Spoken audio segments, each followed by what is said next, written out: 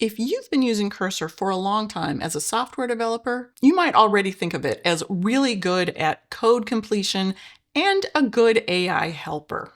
But the team behind Cursor has been busy. They've added a bunch of new features that take it way beyond just tab completion. And if you've avoided Cursor because it feels like something that only hardcore programmers use, these same features might surprise you. They make it a lot friendlier for people who might be looking to dip their toe into vibe coding, or who just want to work with an AI coding tool and let it do most of the heavy lifting. So today in this video, I'm going to take a look at some of the new features in Cursor that make it feel less like just a coding editor and more like an AI collaborator. Let's go take a look. I'm going to start with one of the newest features, and honestly the one that has me the most excited: planning mode. If you come over here into the Cursor chat, they have added a brand new planning option here in the drop-down menu. You can then work with the AI agent to plan the project that you're trying to build.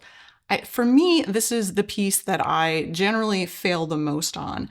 I sort of have an idea in my mind, but I don't have all the details going in, and I just let the coding agent get started without really nailing down the details. But with this, you can kind of give it that general form idea that you have in your head, and it will come back and ask you a couple of clarification questions, and then it will build a plan. So I decided to test this out by asking to build sort of a subscription tracking app, and I wanted it to track the billing date and the billing period and sort of show me what the next charge date would be so I could kind of eyeball my subscriptions. So I kind of rambled my idea out as I usually do, and I let Cursor get to work on it. And it thought for a minute and came back with a couple of questions. Which web technology stack would you prefer? For the billing period tracking, should the app automatically calculate? Just store the start date, show both the start and the renewal date, and then it had a question about how to track the billing period. So I just gave it the answers based on the options it gave me, and it went to work. And when it was done, it came back with this really nice markdown file with all of the information needed to build the project. Had the database, the backend implementation, the front-end implementation, features, project structure. When it returns and tells you that the plan is complete and it's got a markdown file, you can select this Save to Workspace button up here,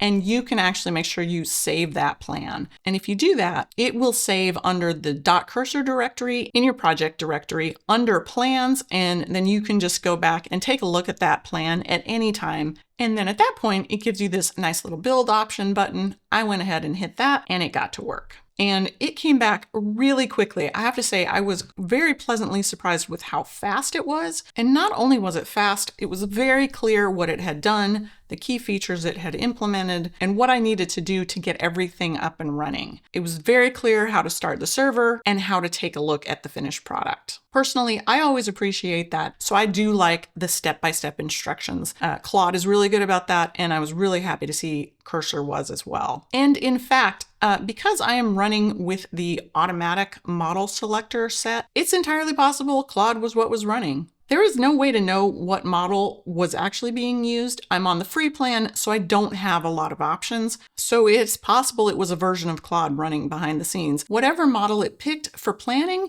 it did a really good job and did a really nice job presenting it back. All right, so here's what it produced on the other end. A very simple subscription tracker. I can add a new subscription with the amount and the billing cycle, and just keep adding to the list. All right, so that's pretty good for a first start, but I did notice I can't edit any of my entries, so I think that's something I can iterate on. So one of the next newer features in Cursor that I really like is the ability to write custom slash commands. So you might have seen these before in Claude or in Codex. This is just a shorthand way to store prompts that you run over and over and just call them with a quick slash command. So in the chat window, you just type the slash and it'll give you a list of what's available, including anything that you've written yourself with this little lightning bolt next to it. So I have written a slash command called commit and push. And these commands you can find in the .cursor directory under commands, and it's just a simple markdown file in the same way that commands across other coding agents store their slash commands in the same format. So you should be able to take any command markdown file that you might have written in another agent and just port them over to Cursor, or take the ones you write in Cursor and port them to any other agent that uses slash commands. So this one happens to be a little bit wordy. I did work with ChatGPT to create a commit and push custom slash command. So this is basically saying, you are my Git concierge. If I run this command, I want you to go and look and see if there's a repo. If not, create one, do a commit, find a remote repository, push it up to GitHub. So if that looks a little daunting to you, like it did to me when I first saw them, just know that this is literally just a saved prompt, just like any other prompt that you might ask an AI agent. And so to prove that, and to show you one of the really nice features of Cursor, if you type slash, again looking for those slash commands, it gives us this nice create command option, and that opens up this field up here to enter the name of our new custom slash command, and I'm going to call it Fun Tree Fact. And it opens up your brand new custom command file, and this is where you would put your custom prompt. So for me, I just wanted to say, tell me a fun fact about trees.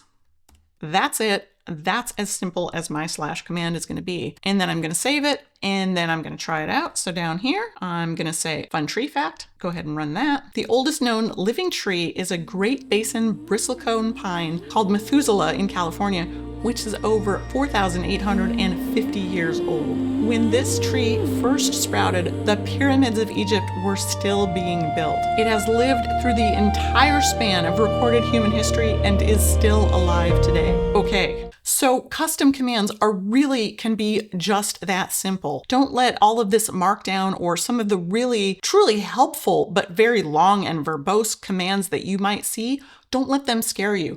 This is just a prompt, and it's usually a prompt that you type over and over and over again, so you just want it quickly at your fingertips. So I really like the fact that Cursor made them so easy to create. And since we're talking about ease of use features, we have to talk about background agents. Now this is a feature, I don't believe it's new to Cursor, it's had it for a little while, but I hadn't seen it in action. So it's worth taking a look if you haven't used it either. So I do want to make a couple of changes to my web app, and I can definitely enter them here one by one and keep hitting approve and wait for the first one to finish and then enter the next one. But the ability to run background agents means that I can fire up a bunch of small tasks, and Cursor will go spin up individual environments based on this repo for each task that I give it and work on them asynchronously and get a lot more done in the same amount of time. So in Cursor, you can click Command E and it will open a new window in background agent mode. And we can start asking for new changes.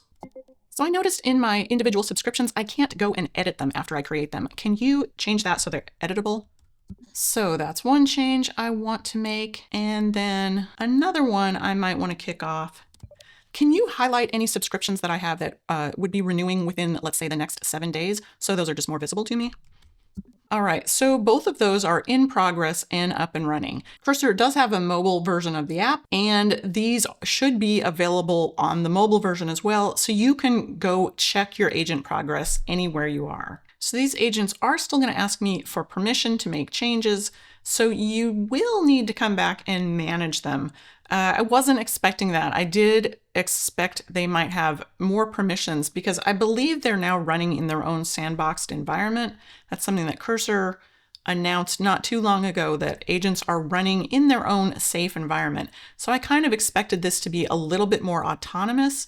If anybody knows something that I'm missing, possibly I don't have a setting to let it run freely, but you do have to go in and just keep hitting OK. But I do love the form factor because instead of having multiple Cursor windows open, you can just stack your tasks in here and on one screen, just kind of go back and forth and check on them. All right. And again, that was really fast. Both tasks look like they're complete. Edit functionality is complete. We've got an edit button for each subscription. Upcoming subscription renewal. They've added test data to make sure that it works. And then upcoming renewals, features complete, renewal detection, smart messaging. All right, so let's take a look. All right, nice. So my Suno subscription is up for renewal and I can edit these fields. Oh, my start date, call that February and hit save. Nice. All right, that's great. That's everything I asked for, and that was really fast. And I will say, I didn't see any bugs. Can't always say that.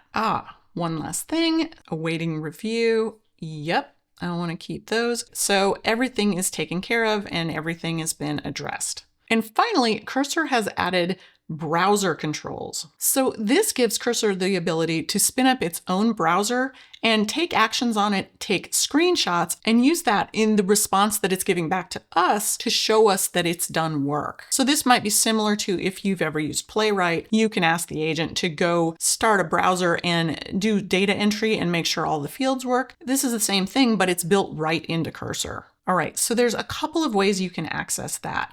They give us right in the agent window a browser button. So I'm saying use the browser. Can you test the functionality of this app and just make a new entry for GitHub, default it to today's date for $10? And it does check to make sure that the servers are up and running. So this did fail. All right, so I'm gonna stop that. So I have seen this. It does seem to be still a little bit buggy. I think this is one of the brand new features. I've noticed a couple of different problems. Once, when I had the development servers up and running, when I started them from my own terminal window, it tried to start the servers again, and of course it couldn't because the ports were busy. So I had to go kill my processes and let it restart everything, which is actually fine because that way it has access to all of the output logs from the servers. It gets more feedback and has more control over everything. So honestly, I'm okay with that. So likewise, it is possible that because this server was started somewhere else, I may have to go kill it first and let this background agent respawn a new set of servers. So let me try that real quick. All right, so everything is up and running. So I did mention there's a couple ways to call the browser. The first is, of course, with the browser button, but you can also ask for the same thing. Can you test the functionality and add a new subscription for 11 Labs starting today for $5, please?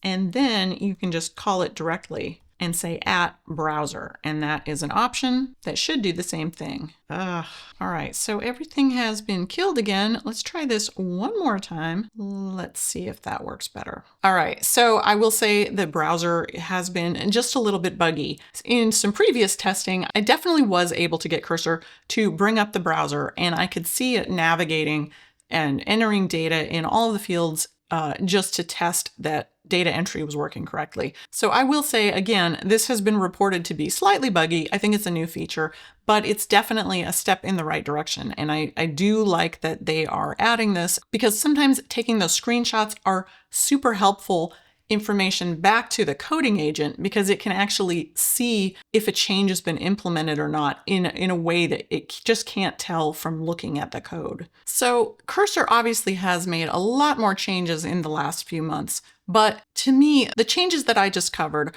are the ones that really makes Cursor a lot more approachable if you're new to development and you're really trying to lean in on the collaborative AI development side of things.